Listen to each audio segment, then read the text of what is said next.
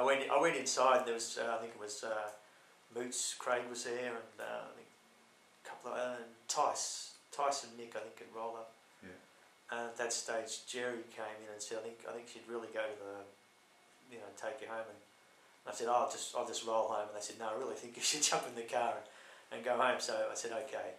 And I went in they got over the road and jumped the bike in the back of the giant van, and Jerry took me home, and I got changed, and at that stage we said I would go to the Sandringham Hospital.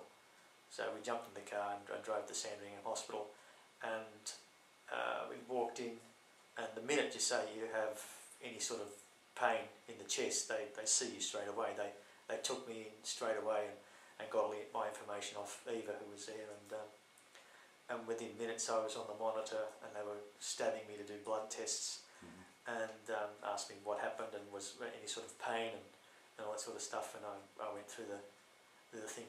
The thing was, my pain was, they said, rate your pain that I have at the moment, and I said the pain I had at the moment would have been, obviously they always say 0, nothing, 10 being the worst, and I said my pain would have been 1, as it was at the moment. It was just a little bit of something there, just something there. I said, okay, how bad was it? I said, it probably got to about a 5 in the pain scale, so it wasn't. And I said, at what point had it been 5? It got to 5 going up past the tea house. Right, so on the bike. On the bike, riding. It was only induced by exercise induced. It was only just And where was the pain? Like the pain was the pain's in the middle of the chest here, and it just feels like it was just a pressing down feeling. Right. That's all it was, just a pressing down feeling, and the harder you went, the quicker you went. It was just went from nothing, no pain, and you increased your heart rate, and then the pain would increase. I only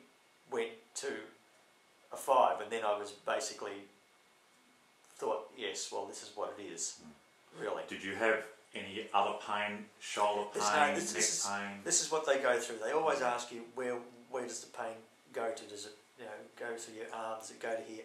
And I had no other pain associated. There was nothing at all apart from the chest pain. That was all it was. There was no arms. There was no dizziness. There was no tinglings. There was nothing. There was no loss of anything. There was no shortness of breath.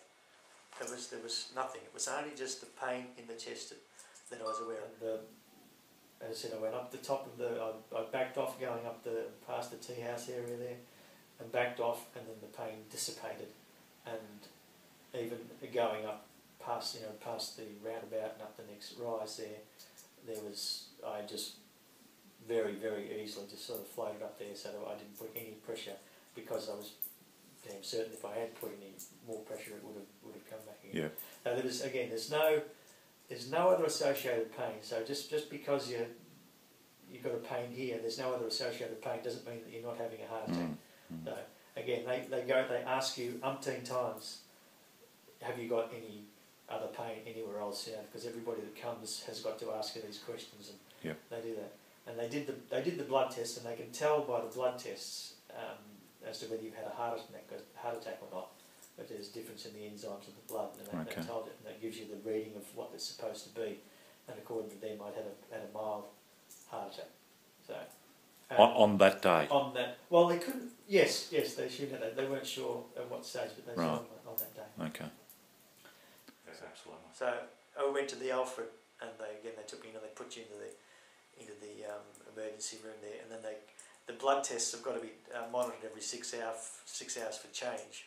And they said, well, we've got to put you upstairs, admit you, and then do some further tests.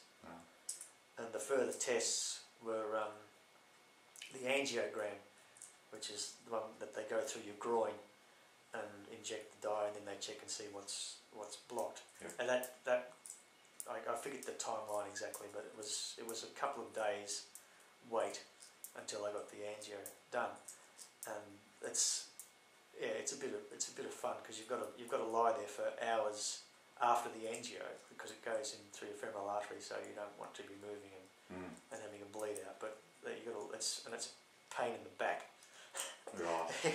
It's funny how you've had a heart attack, but all you're worried about is the pain that you've got now. Exactly. You forget about the fact that you just could have just told it over and died in like that, like so many times I was told by other people that, cyclists and athletes, they just keel over and die. I think, that's good. They fall over and just die. They're riding along and they feel good and they just die. I think, good, making me feel better. But so anyway, the angio was that was good, and they tested out, and at that stage they came back with the results to say that it was, basically everything was clogged up and it wasn't working, and you needed to have some form of bypass. And then they came back, I think it was the next day, and said, we need to do another angio on you, which was a bit disappointing, because I thought, I'm going to lie, but they said that we'll go into the wrist, so they go in through the wrist and check it, because they had to do I think it was something to do with some sort of, one of the other vessels, they had to do the pressure test or something on it to see what that was like and whether that would be needed to be done as well. So again, they decided yes, so it was decided the triple bypass was the way to go.